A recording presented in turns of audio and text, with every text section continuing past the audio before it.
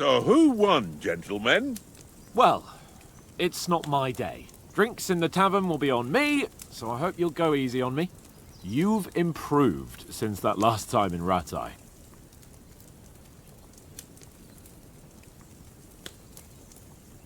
That time we had a wager for your bow. How did it actually end up? Henry, that was no time ago at all. Did you get a bang in the head? And of course, I won. So much has happened since then. It feels like an eternity. God's truth. We had no lack of excitement. Anyway, I kicked your ass because I'm a master with a bow. Indeed. Almost as good as with your tongue. Oats? What's this food supposed to be? What's left of our supplies. Tomorrow we'll be at the castle, and we'll get some decent grub. If you told us earlier, I could have shot a hare. And you could have cooked it like they did in the tavern the day before yesterday. That tavern where you drank away all your coin? Ha! You've got to have some fun. And then you tried it on with the innkeeper's daughter when you were shit-faced. She was pretty. A real peach. Admit it. Only a fella was there.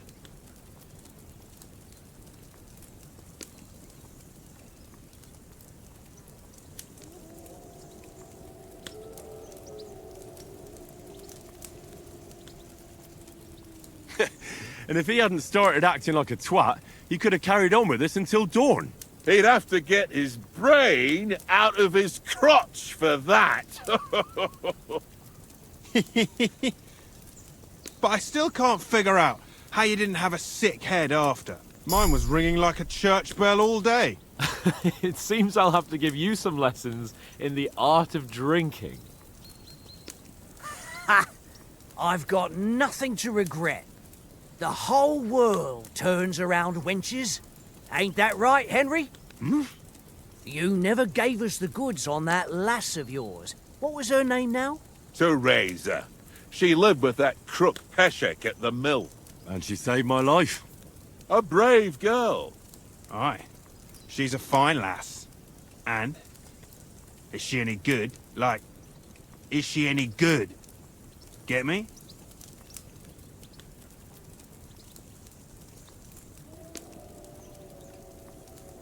She's brave. She saved my life when I went back to Scallis after it was razed to bury my parents, and a bunch of mercenaries attacked me. And that's all I'll say.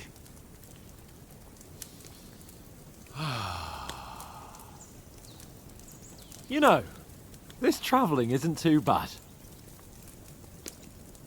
Apart from the mosquitoes. Aye. Apart from them. Where were you yesterday evening, Henry? You were late for supper. That's not what I call watching over our Lord. Hey, don't make trouble.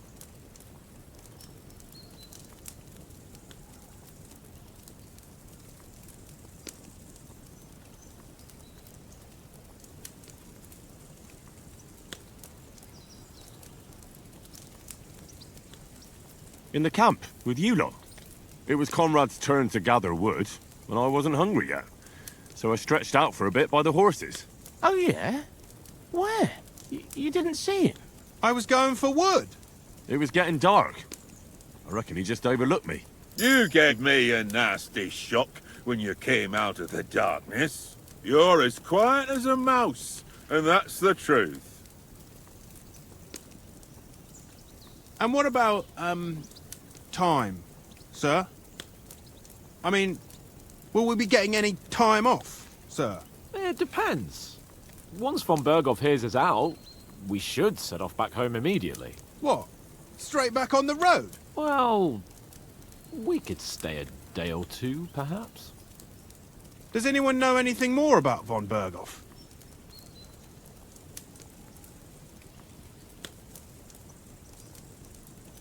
I've already told you all I know. Von Berghoff is a very important nobleman, the royal chamberlain. He administers the country for the king, collects taxes. It's like this.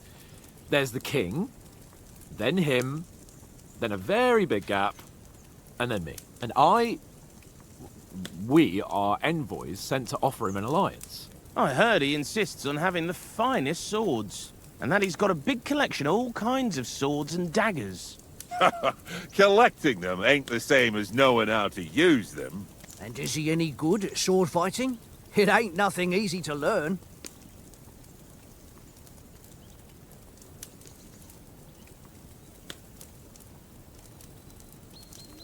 The sword is the weapon of a master.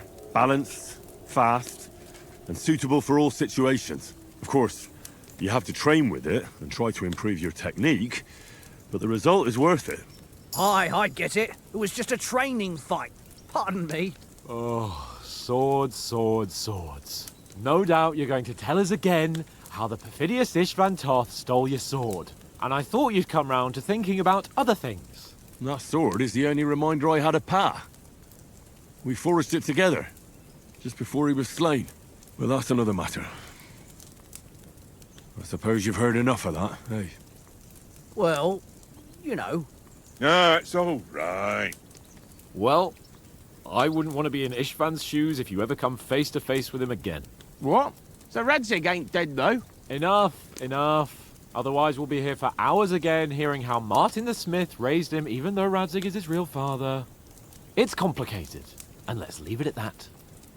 No offense. Who'll help me tomorrow with getting supplies for the journey back? We rolled dice for it, and I won, so Conrad goes. What are you on about?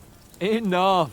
Oath, you're no fun at all. There'll be a feast at the castle tomorrow, so forget about supplies. Anyone for another helping? There's plenty left. Maybe even a bit for morning. Hmm? No thanks. I must wash myself down a bit. My words exactly. We can't turn up at Trotsky tomorrow in this state.